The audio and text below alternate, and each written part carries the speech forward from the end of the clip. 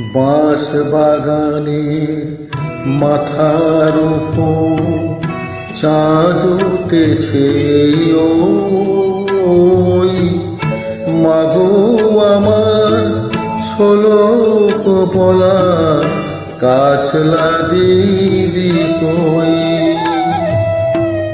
বাঁশ বাগানে মাথার উপর চাঁদ উঠেছে, ওই মাগো আমার ষোলক বলা কাছলা দিদি কই।